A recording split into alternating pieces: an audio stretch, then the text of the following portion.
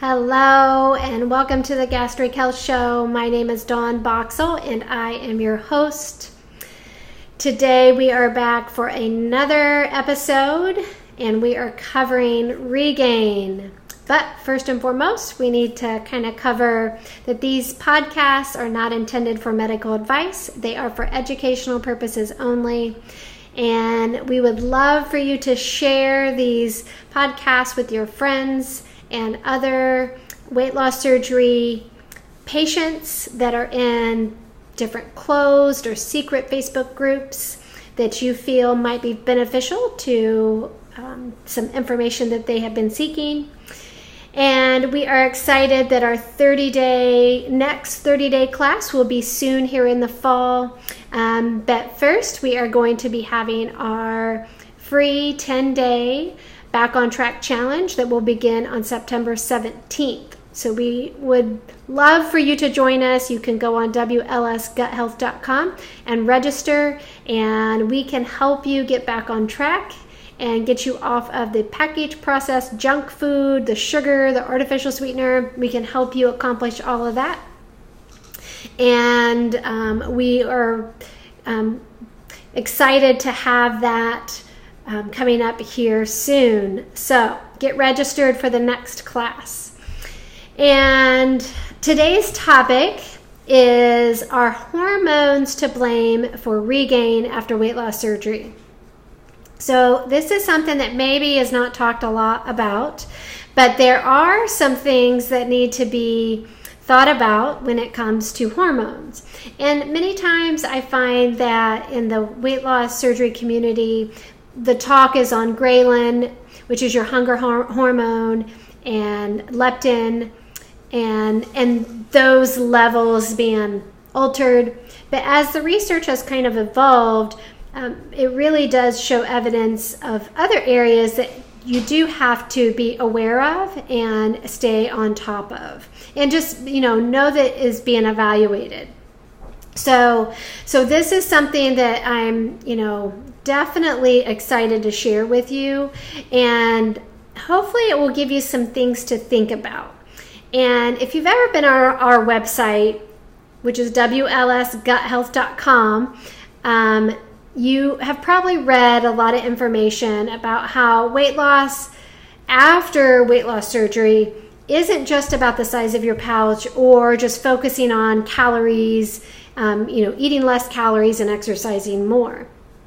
And we're not a pusher or believer of that.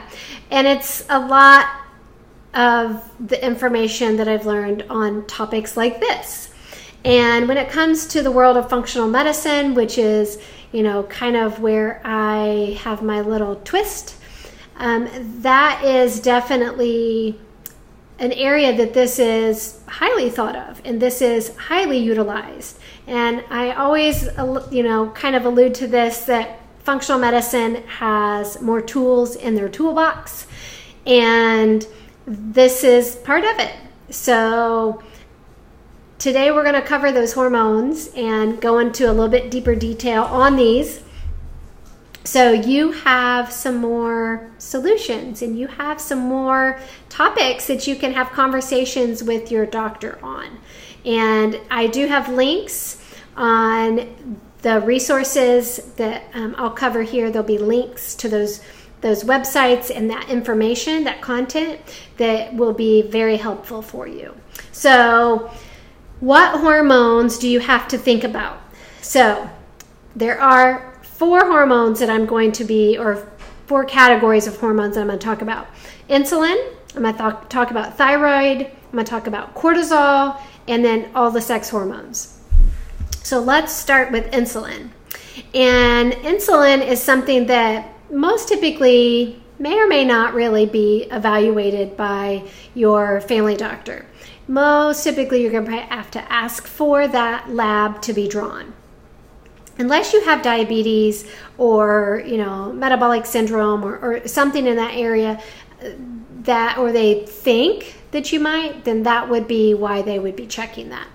But this also can help you understand what's happening with your foods and your food choices and what's happening with why you're gaining weight, or you're not able to lose weight, or we'll call it weight loss resistance. So when your insulin is, the ideal reference range, or the ideal range for insulin is 2 to 5. And the reference range will go up to 10. So some doctors will let you go up to 10, but that's not ideal.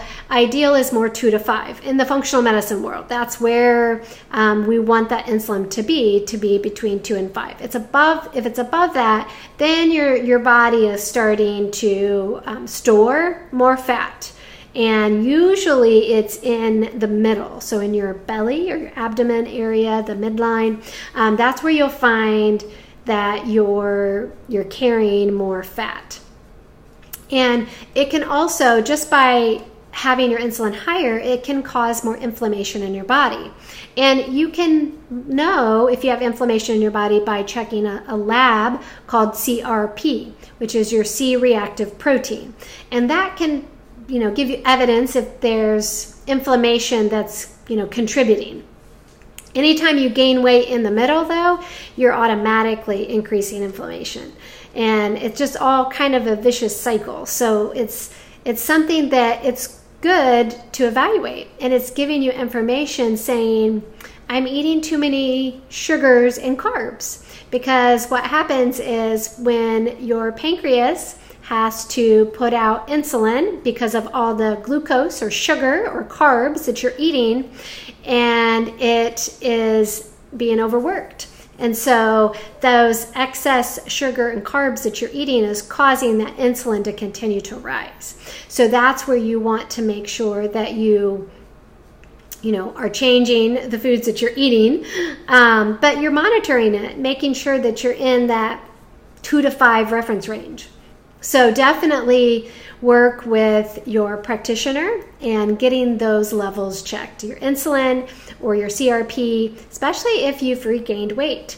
And then you're going to know, oh gosh, my health is being impacted.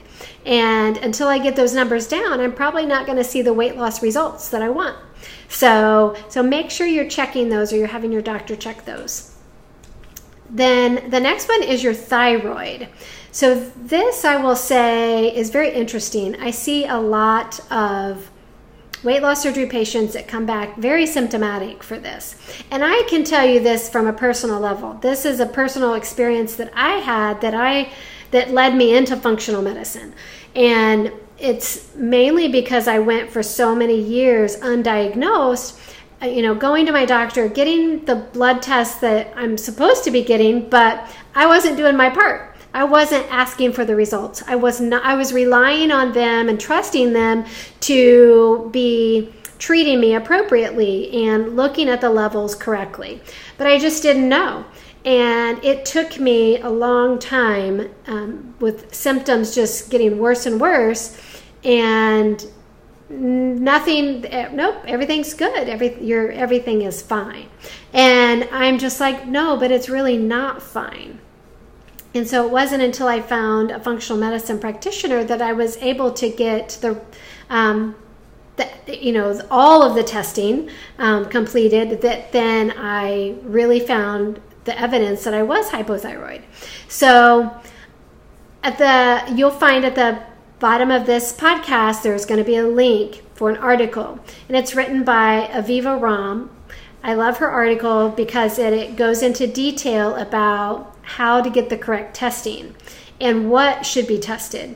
And I actually saw her at a conference several years ago, and she was fabulous to see in person. But then this article popped up a few years later on a website that I get newsletters from on hypothyroidism. And this audience this blog has a huge audience, so she attracts pretty high profile practitioners to post on her blog. And Dr. Aviva Romm posted, and she actually is so super smart.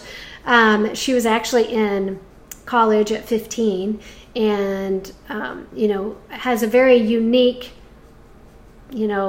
I guess you want to say path that she took, but she ended up graduated from Yale Medical School. I don't know what year, but it was after she had done some other things.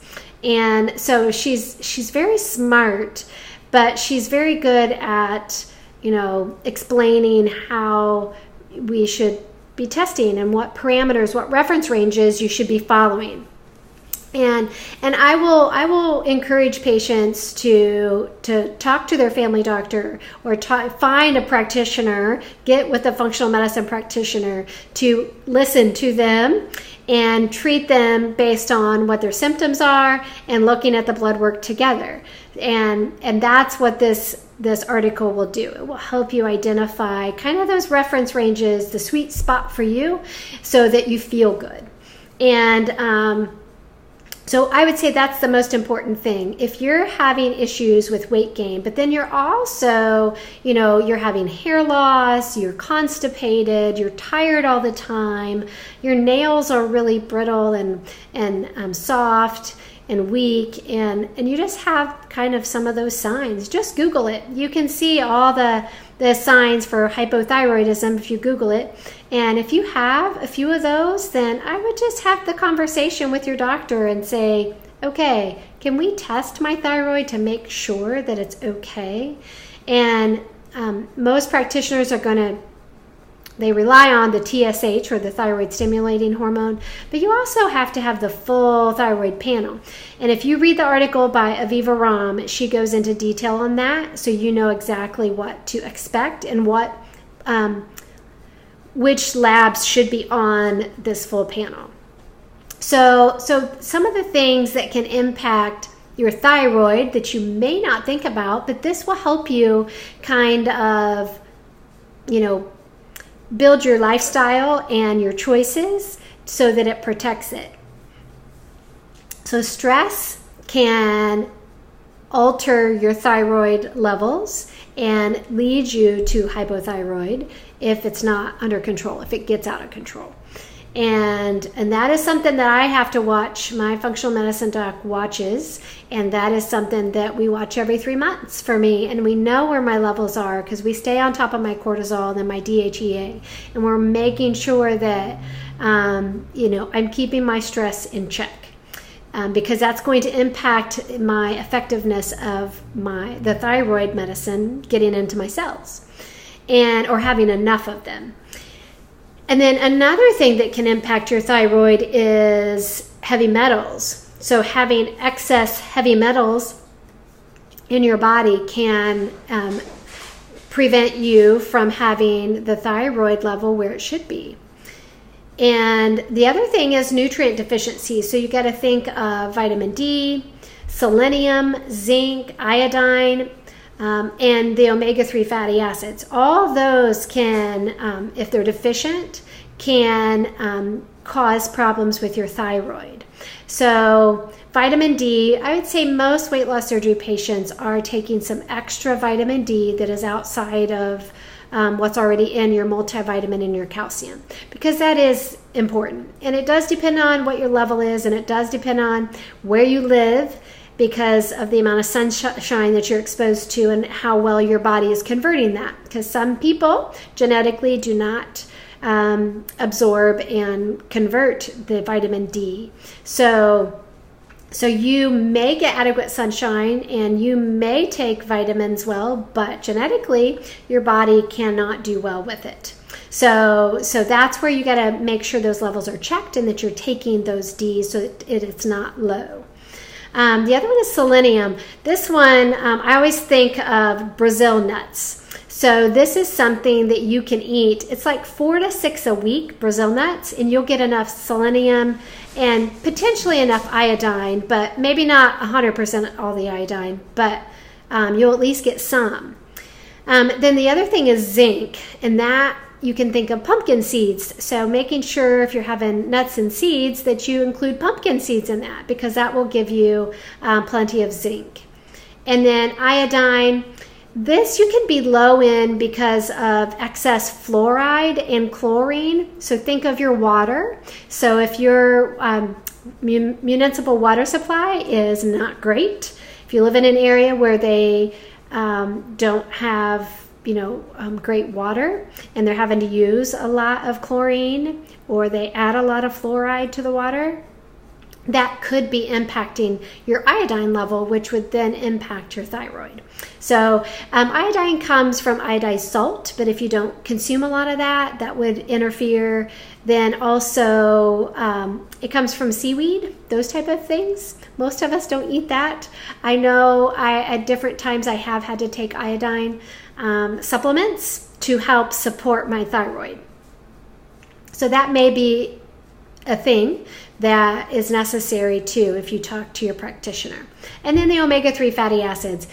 I will say this one is really hard for most people to get by diet, because you need about 12 ounces of fatty fish a week to meet your omega-3 fatty acid requirements. So most of us probably don't eat that much, but if you do a fatty fish, awesome. Just keep doing it. If you don't, then I would say fish oil should be your friend, and start taking some fish oil every day. Something that you will want to think about, that you may not like to think about, but there is some evidence, quite a bit of it, that gluten interferes with your body's ability to process the thyroid very well. So that, gluten intolerance can definitely make a big factor in your thyroid being normal. So this is something that I'm really good at, and I like avoiding gluten because it helps manage my thyroid better. So if I manage my stress better, and if I'm avoiding gluten like I should, then my thyroid stays right where it should be. And then the only thing that you have to watch, and since I'm a big proponent of vegetables, especially those cruciferous vegetables, really monitoring how much raw cruciferous vegetables you get. So I love for you to eat them, but not in the raw form. So when you're doing smoothies, I would not put a ton of kale into my smoothie. I would probably go with spinach or cilantro or parsley or arugula. I would probably pick some of those greens to be in, or mustard greens or something would be fine in your smoothie. If you think you have thyroid disease, or if you already do have thyroid disease, I would not put so much in those smoothies. And then if I'm going to have kale, I'm going to saute it, or I'm going to make it into kale chips, and that helps. So you just have to watch your intake and make sure that it's not excess. You're not doing a lot of it every day. So that kind of covers the insulin and the thyroid. So the next is cortisol, which is your stress hormone. And stress can be anything real, a real stressor, like you have a gun being pointed at your head, or it can be an imagined stress, where you think your boss doesn't like you, or you think that your kids are getting in trouble, or that your spouse is, doesn't like you, or any of those type of things. Those imagined that we kind of formulate in our brain, that we kind of let our thoughts take over. So it could be anything that's real or imagined threat to your body or your ego that you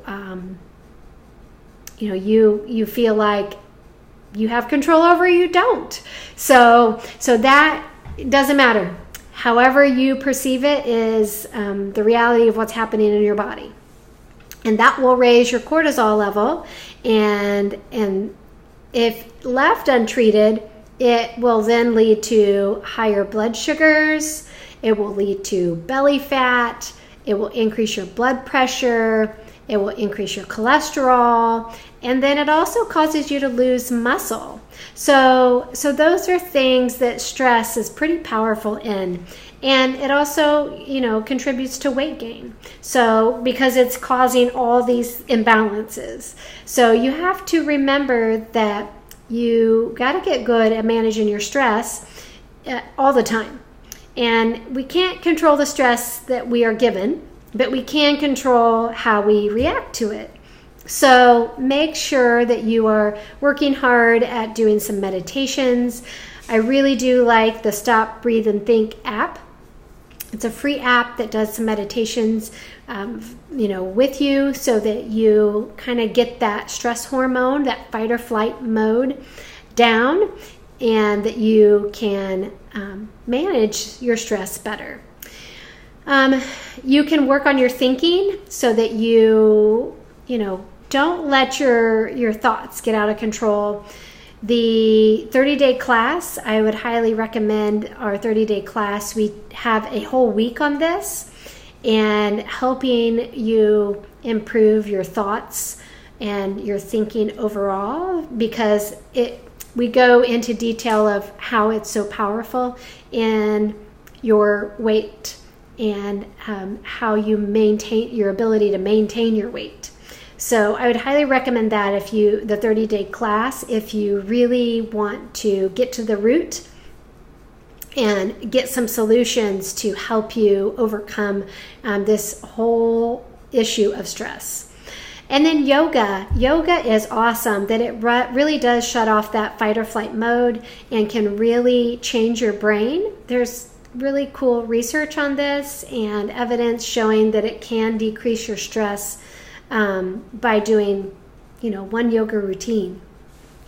So try to think outside the box, especially if you're a man.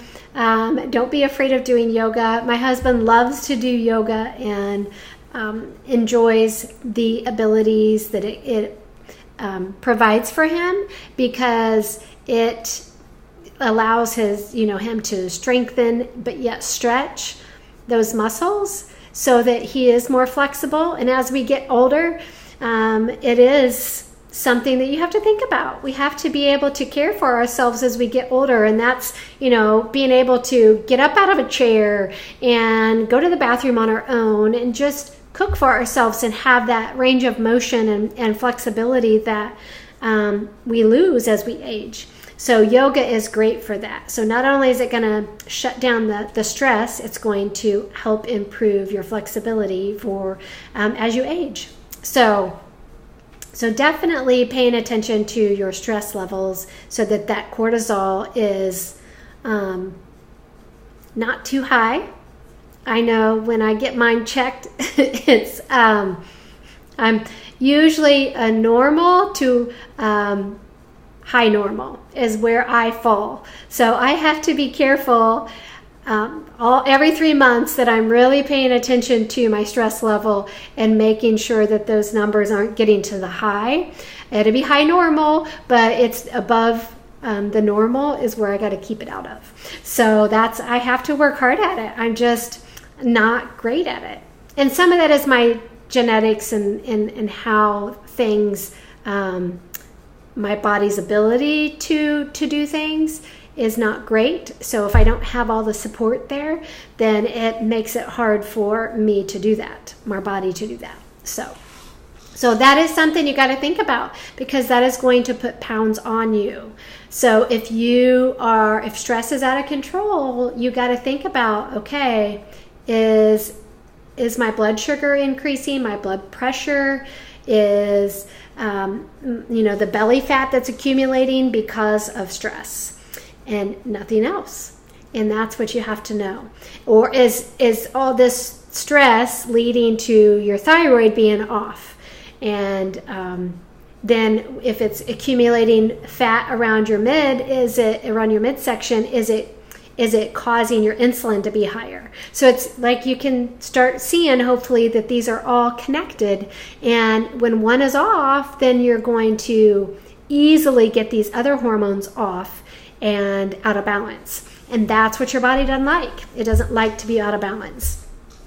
And then the last one is sex hormones. So think of like your estrogen, your progesterone, your testosterone. All those, we all have those, whether we're male or female. It's just females have more estrogen and males have more testosterone. So that is kind of the differentiating factor between males and females when it comes to the sex hormones.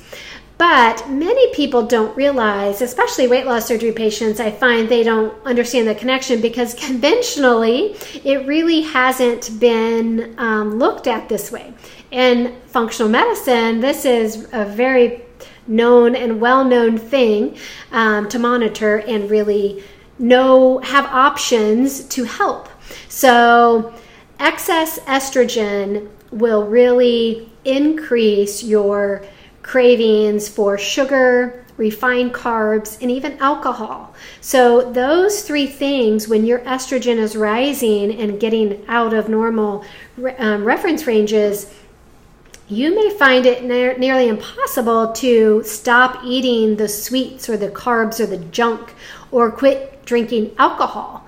And then it just feeds on it. So the more alcohol you drink, the higher your estrogen goes. And it just keeps going and going. And the more you crave the alcohol, the more you drink it. And the more you drink it, the more you raise your estrogen. And it's a vicious cycle.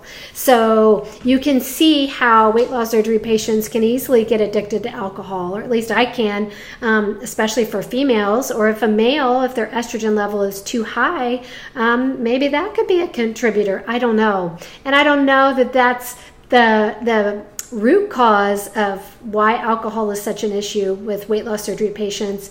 But I would love to do a research study on this for sure. I was talking to our nurse practitioner about that this last week at work, and she was like, oh my gosh, that would be an awesome study to do because it is such an issue for our patients. So just know that if you are really craving those carbs and those sugars and the alcohol, that you need to get your estrogen checked. You need to have those levels evaluated. How do you know if your estrogen is elevated? For females, it can be breast tenderness, fluid retention, really bad PMS. You have fibroids, or heavy menstrual cycles or heavy menstrual bleeding. And for men, it's more of you lose body hair and you have kind of that beer belly and you start having man boobs and you start aging really fast. So those are kind of some signs of too much estrogen in your system.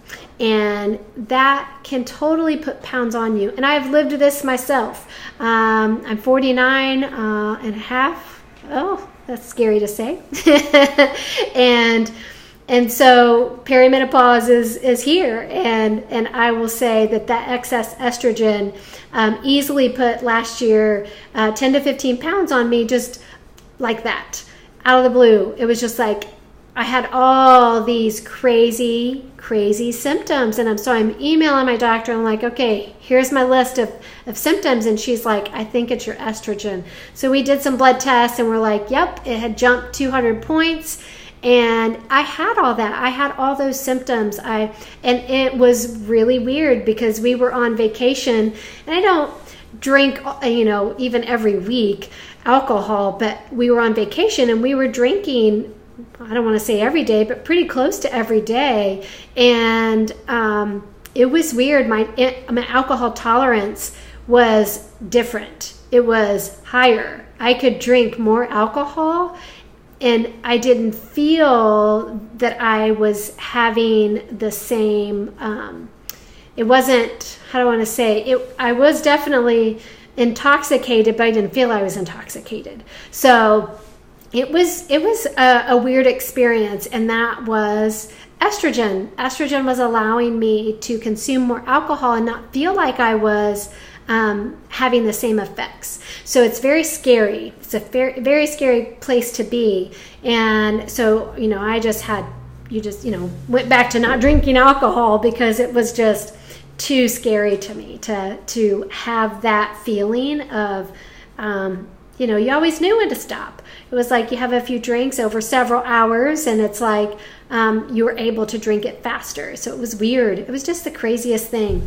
But, if you don't know those connections, how would you know to ask your doctor to check those things? So that will make a huge difference. So you're going to put on pounds if you're, eating more of the sugar and refined carbs and the alcohol. You're going to put on pounds. So you need to pay attention to what your body's telling you. If you are having breast tenderness and you are having horrible PMS and heavy menstrual cycles, there's a reason. Something is off. So that's where you've got to get the right testing done. Also, low testosterone can cause weight gain. And ironically, a couple weeks ago, I had a patient that she had come back in because she's trying to get back on track. So I scheduled her for 2 weeks after our initial visit to kind of see where she was in the process of getting her plan and program in place. And we got off on a topic of hormones, and she said, well, over a year ago, I was diagnosed with low testosterone. And I'm like, oh my gosh, that causes weight gain right there.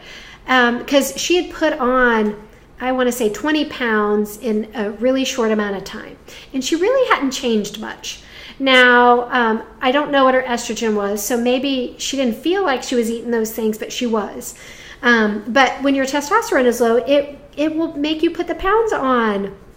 So that's something you got to think about, is making sure that those hormones are at the right levels that they're supposed to be.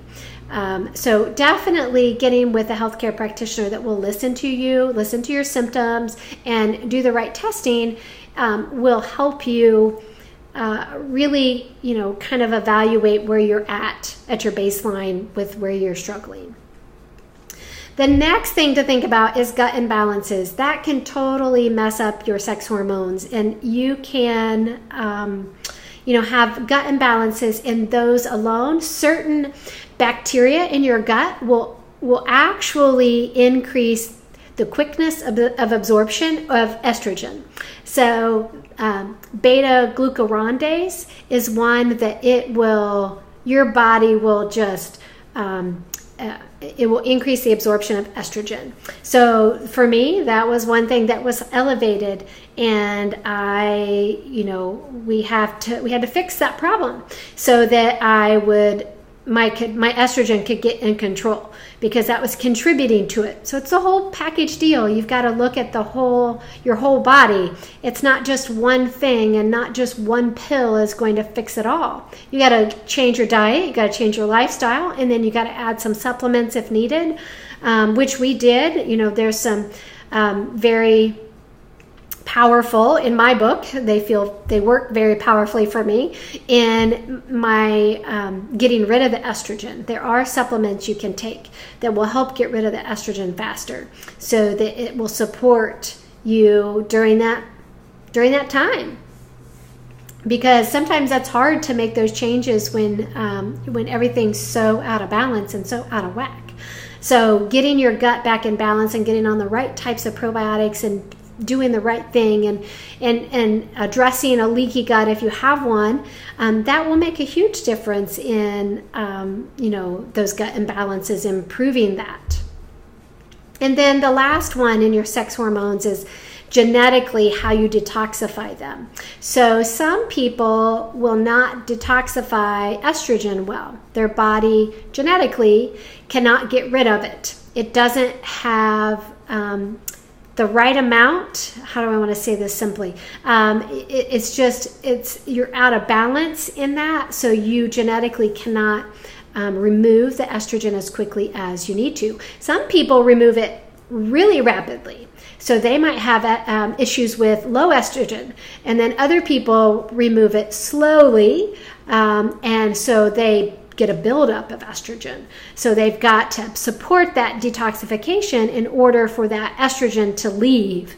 So you have to really pay attention to your symptoms, partner with a really good practitioner that's going to listen to you, and that you can, talk to them, go to a visit or email or text or however you can communicate with them on your symptoms, so that they know what labs to check. And that's where I would say functional medicine really they kill it. They are the leader in this, because they know what to order.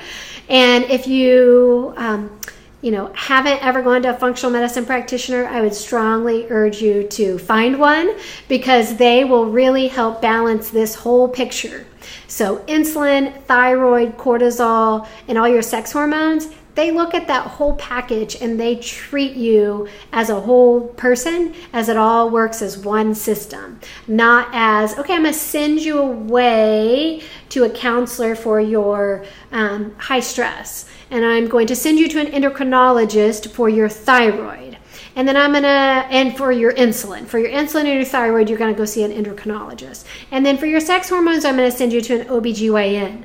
No. If you go to a functional medicine doctor, guess what? They can do the whole thing as a family practice doctor. That's all mine is. Mine is a family practice doctor, and she does the whole package deal. We watch my insulin. We watch my thyroid. We watch my cortisol and all my stress hormones and my sex hormones. We watch all that.